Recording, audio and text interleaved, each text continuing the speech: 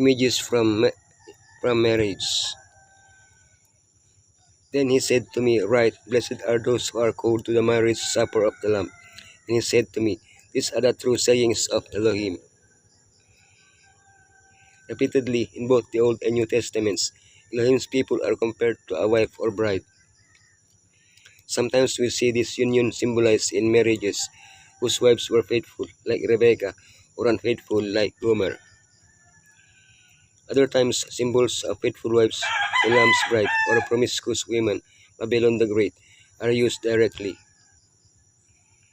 The symbolism of marriage, unfaithful wives, the abandoned young woman, Hosea's wife, Babylon the Great. Faithful wives, Rebecca, the bride of the Lamb. The symbolism of marriage. Therefore shall a man leave his father and his mother, and shall cleave unto his wife, and they shall be one flesh. When Elohim created humanity, he gave us two gifts, the Sabbath and marriage. Both have to do with relationship with Elohim, and between a man and a woman. In its perfection, marriage reflected the perfect relationship between the members of the Godhead. After sin, it symbolizes the union between a perfect husband, Yeshua, and his imperfect wife, the church. Throughout the Bible, we see how husbands strive to perfect their wives and earn their love from this example of marriage. We can also learn how to act in our own marriages between two imperfect people.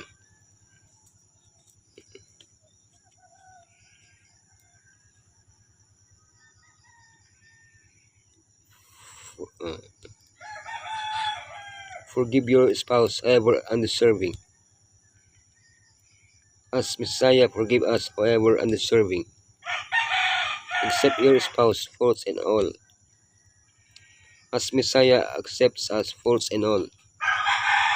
Put your spouse before yourself, as Messiah puts us before himself. Unfaithful wives, the abandoned young woman.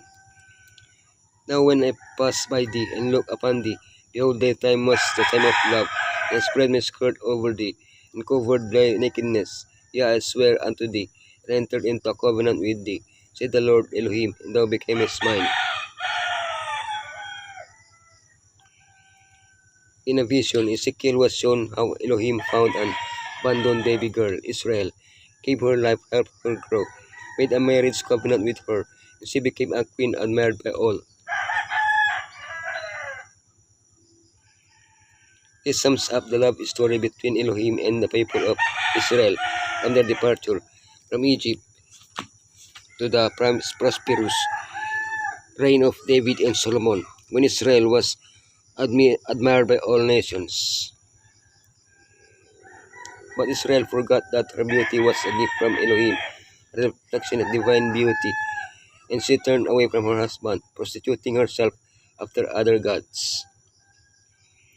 We were created to reflect God's Elohim's goodness and glory. When we assume our goodness is a product of ourselves, problems begin.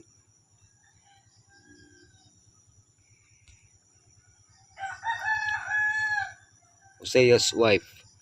The beginning of the word of the Lord by Hosea.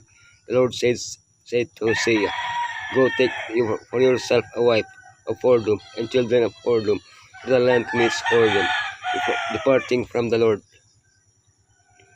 From the outset, Elohim makes it clear that the command given to Hosea to marry Gomer, who had prostituted herself and abandoned her husband, was a symbol of the relationship between Elohim and Israel.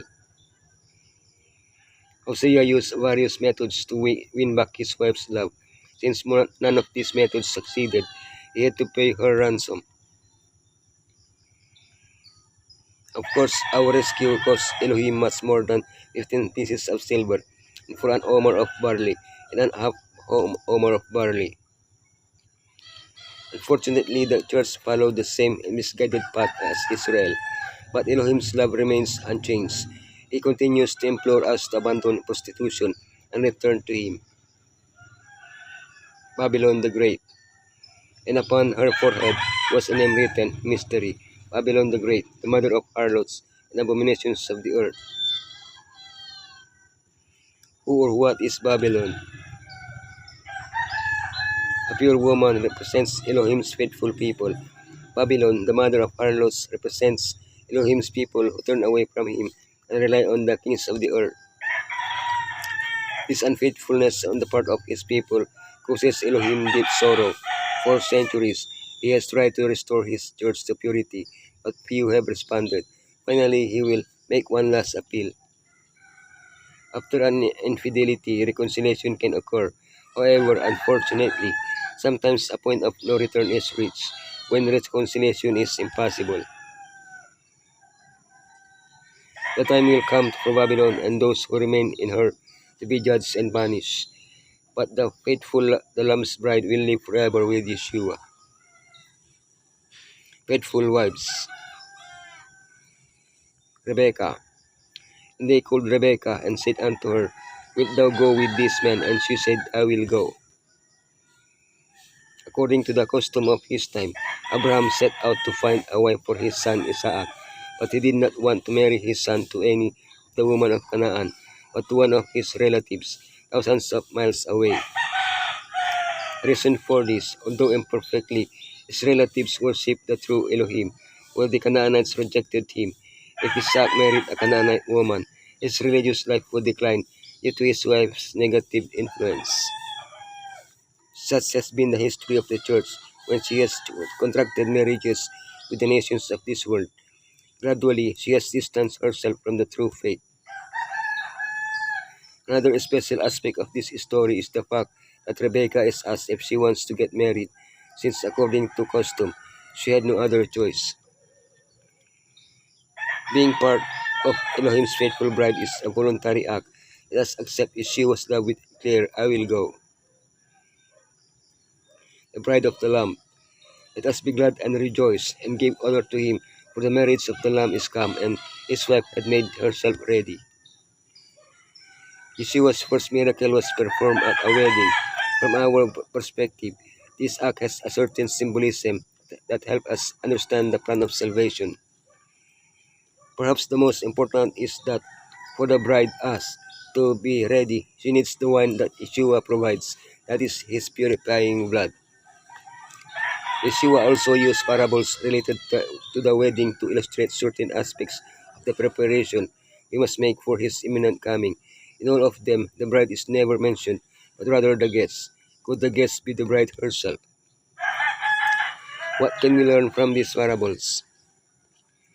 Have the Holy Spirit accept your calling, attend virgins.